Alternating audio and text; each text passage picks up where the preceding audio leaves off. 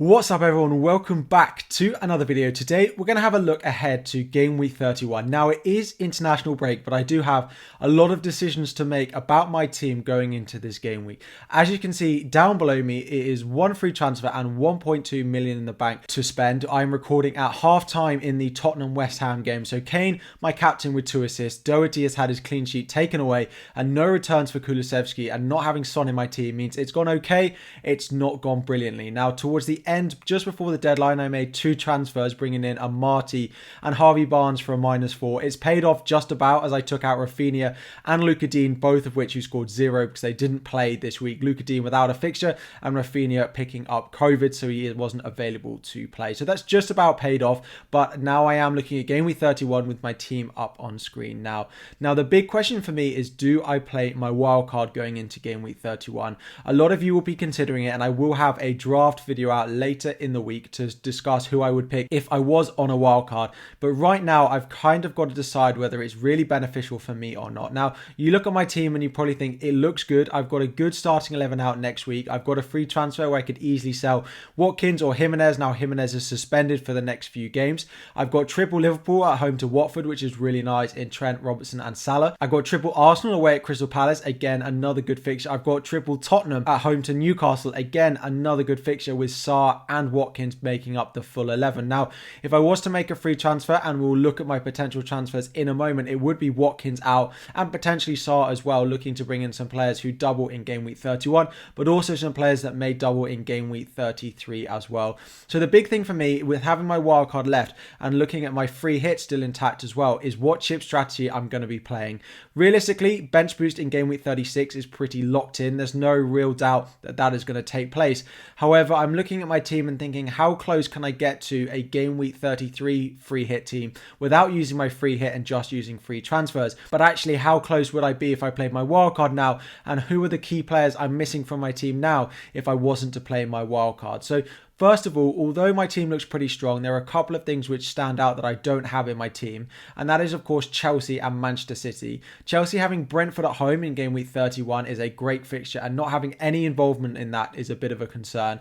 And then Manchester City going away to Burnley, again, a very nice fixture to not have any involvement in as well, is a bit of a concern, and probably teams that I will get a red arrow with if I don't own any of those. Now, I could look to bring in some of my transfers, but with the amount of money that I've got spread around my squad, it's very difficult to find money to bring one of those in unless you go for a cheap option like Rudiger or like Laporte or maybe one of the cheap Manchester City midfielders. It's very hard to go for the likes of Cancelo, Reece James or Havertz, or maybe even Kevin De Bruyne, who are the assets that I would really want to make. Now, looking at this, again, the next thing I need to take into account is game week 33, which is that big double game week. Right now, I have got triple Arsenal with a double game week, but I've also now got a Marty and Harvey Barnes with a double game week, which is already 5 players. Realistically, I'm also going to have 2 Tottenham players in my team that week because they do have Brighton at home.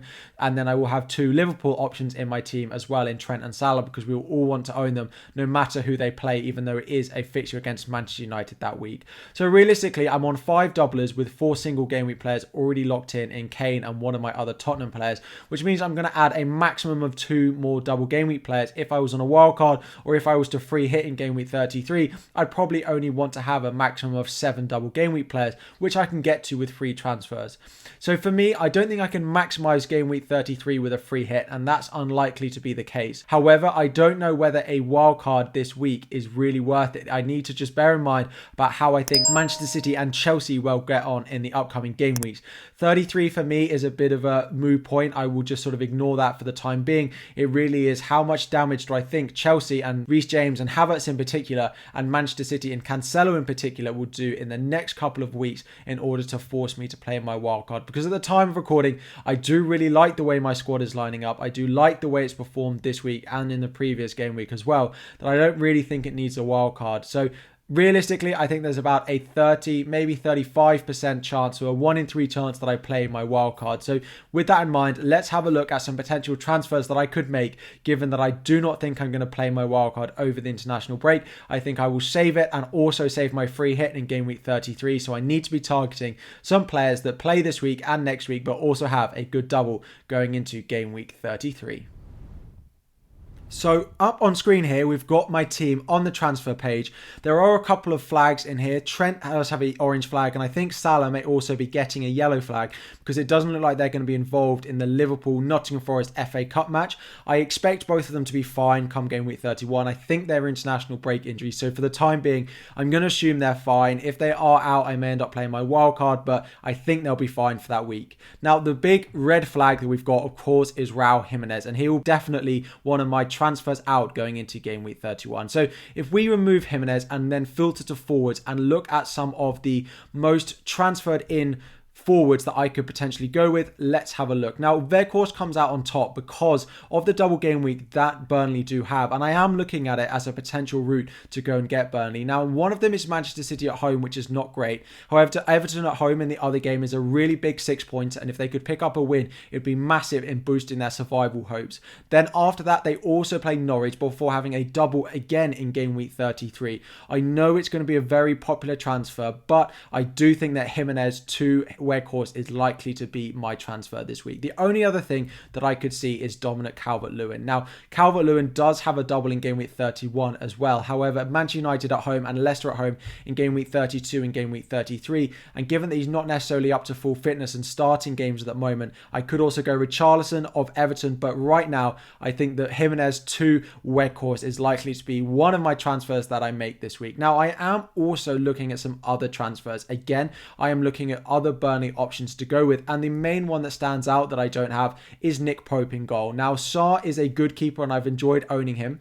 However, in the next three, they have Aston Villa at home, Newcastle away, and then no double in 33 with Manchester City at home. If we go and have a look at Pope's fixtures again here, again, it's a difficult double, including Manchester City at home, where Burnley tend to concede sort of 3 or 4 goals, so I don't expect that many points there. But Everton at home, Norwich, West Ham, Southampton, all in the near future, including that double in game week 33, as well as 31, I do think there's a good amount of points in here. Now, Pope is predicted to be the highest scoring goalkeeper over the next 3 game weeks, with I think probably 4 more points because of the amount of games he plays on top of every other goalkeeper. So Sarr to Pope could take place for a -4, and this does leave 2.1 million in the bank, and I am actually eyeing up one final transfer on top of that. This would be probably bringing in Reece James into my team of Chelsea. Now, I just need to make sure that he's available. We've heard reports that he's unlikely to go with the England squad because he is still doing individual training, so there is a chance that he's not available for game week 31 against Brentford, but I do think he will be.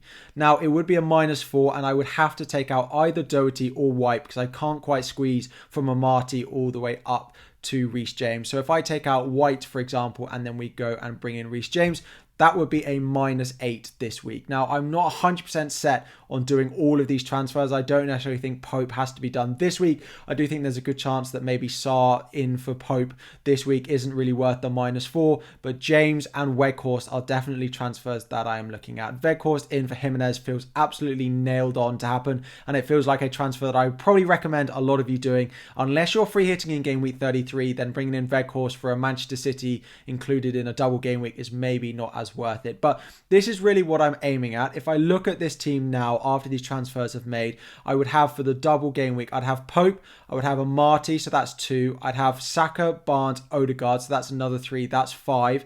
I'd then have 6 in Weghorst, and then 1 free transfer still to make going into game week 33 and game week 32 that I could bring in a few other double game week players. I'm not too concerned about selling Ben White going into this fixture because I still have enough double game week players, and I don't love the Arsenal double of Chelsea and Southampton. So my potential transfers going into game week 31 involve Ben White up to James, Sarr up to Pope, and Weghorst in for Jimenez. Whether I do all 3 is a bit up in the air, and there is always a small possibility that I do just play my wildcard going into game week 31.